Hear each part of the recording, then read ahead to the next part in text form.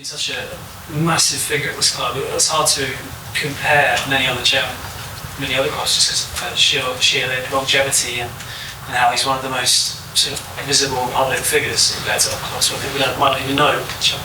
Just a feeling of what the post-Daniel Levy era has been like since around the training grounds. I know it's business as usual, but it must be a bit different. I think it's massive. Yeah, it happened Thursday. I was back at the training ground Monday, and then we had 4 trainings, and it was not that Daniel was out there on a training pitch or in the meeting rooms or so. It is basically business as usual for me because the transfer window closed, where there was a lot of interaction. So I don't think it has changed too much for me personally so far. So maybe it's too early to ask about that. But of course, there's people that worked with Daniel for so much longer, which is most likely more different for them, I guess. You would have known before you came here how there was a protest last season. It wasn't just against him, it was against the ownership as well. The same ownership but different sort of generation. Was there not part of you that's sort of thinking, well, maybe that's not going to happen as much now, it's sort of relief now that it's gone, but do you sense there'll be a difference when things don't go as well during the season, like we've seen in the past, where suddenly the fans are taking against the ownership of the club and the chairman? That might not happen. To be honest, I haven't thought about that at all. And I think the main bit is probably because I haven't been part of it. Of course, as you said, I heard about it. I think one of you guys said it a few weeks ago, or when there was maybe another demonstration or unhappy fans. So, yeah, I haven't thought too much about that. So, hopefully just win a lot of games and everything is easier. And just lastly, a bit of a left field one. What do you make of half and half scarves? Because West Ham and the band. Half and half scarves. So what? Half what? Half West Ham on Spurs in this occasion. But they sell them on the streets. I guess it's a little bit odd between two clubs that maybe don't like each other that much. So, to be fair, I don't know who is probably not selling that much. So the one who came with that idea probably is not the most wealthy guy or girl in the world, I guess. So the answer is probably yeah. Since Daniel's gone, have you spoken to or met with anyone from the Lewis family who are now obviously going to be more involved than they were? Yeah, I've spoken to a few from the Lewis family, and of course also spoken to Peter Charrington, the new non-exec chairman. Also spoke to him before. Of course, he was in the board. So yeah, there's been good, constructive conversations, and feel the backing, and they're happy. I'm not asking you to tell me what they told you. Good, thank you. But broadly speaking, did they give you quite a clear idea of what this new era, what they hope it's going to look like? Because we keep hearing new era and sustained sporting success, but we don't get the detail. Without telling us it, unless you want to, I'll look to. Mm-hmm. Do you have the detail? They've been quite detailed. I think it's fair to say things has gone quite quick. So I'm also quite convinced that the next couple of months we'll be more aware of what is the future plans. Where we will make them hopefully together. I think that's the best way to do it. So yeah. But the thing is that everything I sense and been told and feel is positivity and backing. Do you get the sense, therefore, that this job might even be a better job than you thought it was going to be? I think I think it's a great job. I think it was a great job when I was appointed 3 months ago, something like that. I think it's a great job now. I'm pretty sure, I hope it's a great job. It depends, of course, a little bit about how many games we're going to win, but in the next 3 months, but the plan is to win games. So that I don't know. I just know, I got a feeling it's a great job.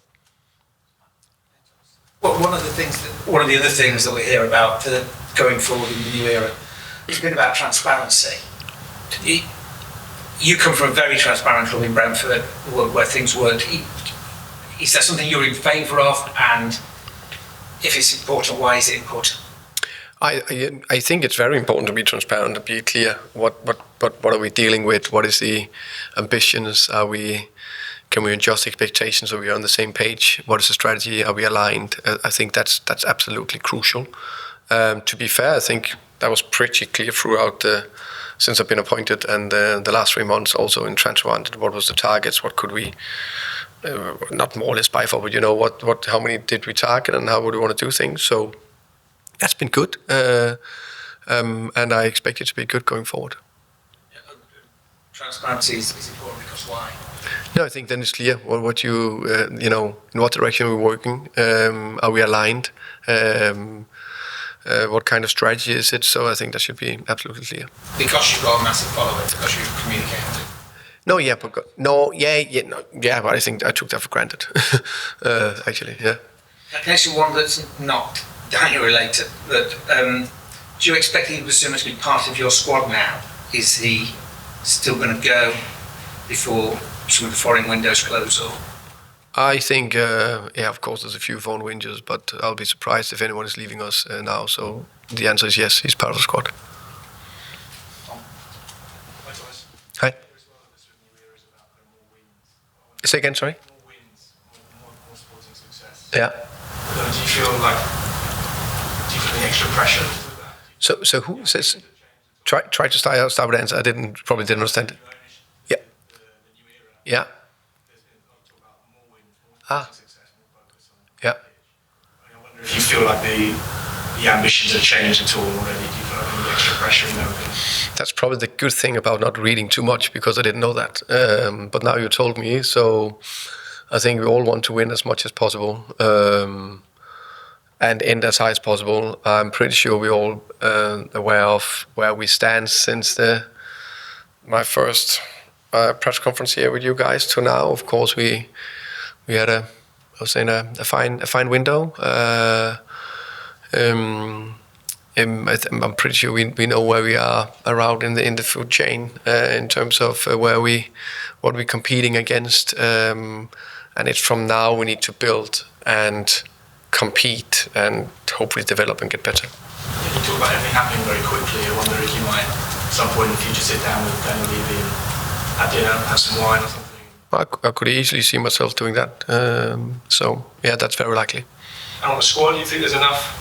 Yeah, I mean, we talked about that before in terms of the kind of competition of the season. I wonder if after the transfer, you think there's enough to kind of manage all the competition this season.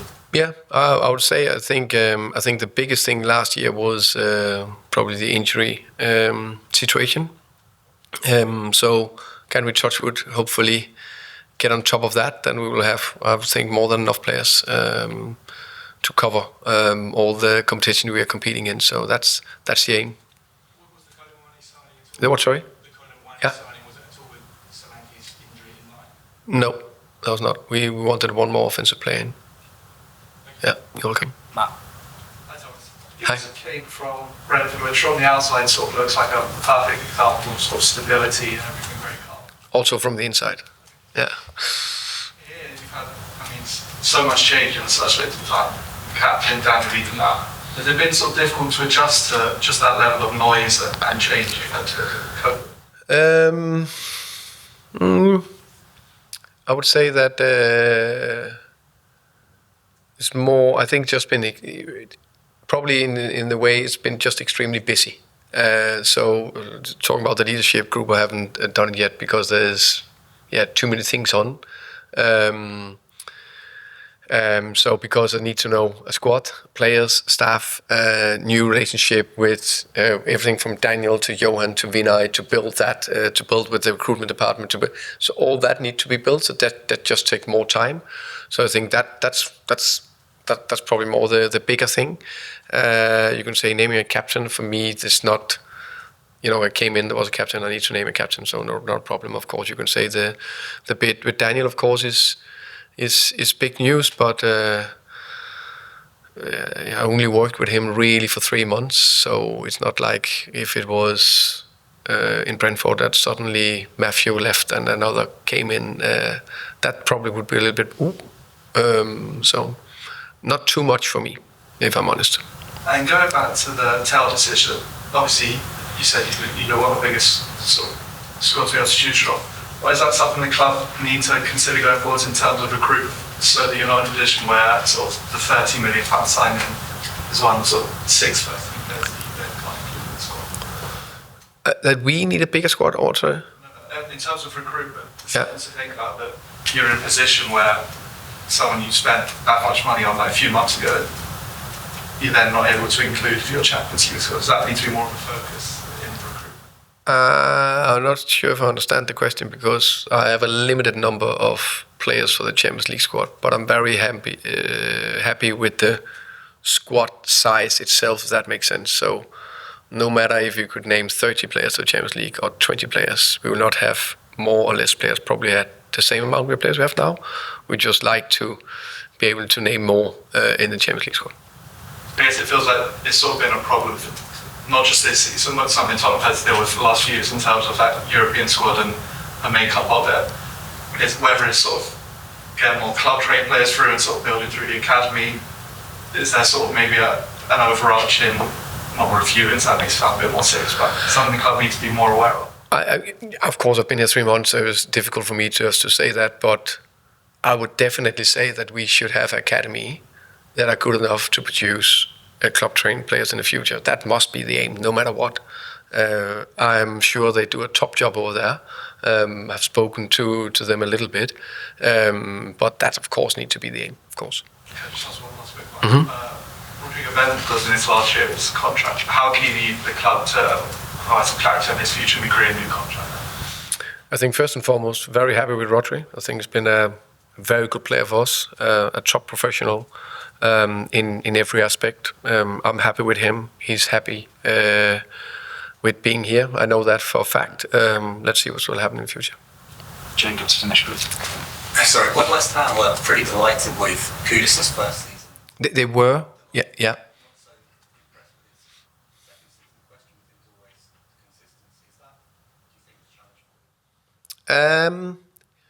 I don't know. We will see, of course. Of course, I follow him from distance, and I was like you, or impressed with the first season at West Ham, and a little less with last season. Sometimes also looking from distance, they maybe didn't hit their best season for various reasons. Again, I don't want to go into details. It's very difficult to judge from the outside, so that maybe doesn't help. From the player perspective, I can only, really speak about the players I'm coaching, and right now, I think he's been quite consistent with good performance. Hopefully, he can keep that going forward. That's definitely the aim. He got 4 or 5 goals last season. Is that something you think he needs to improve things going on? When you look what he did with, for example, in Warrior, a Brentford in a similar kind of position. Does he have that kind of vision with him as well? Yeah, definitely. I think all front 3 players or front 4, they need to provide goals and score goals. And I would say especially the wingers and the striker need to have a quite a significant number of goals, or as many as possible, of course. So of course that's a target. It's a target for Mo as well. I know he's very eager to get better numbers on the board, and he works very hard on it. Thank you very much. Thank you, guys. Thank you.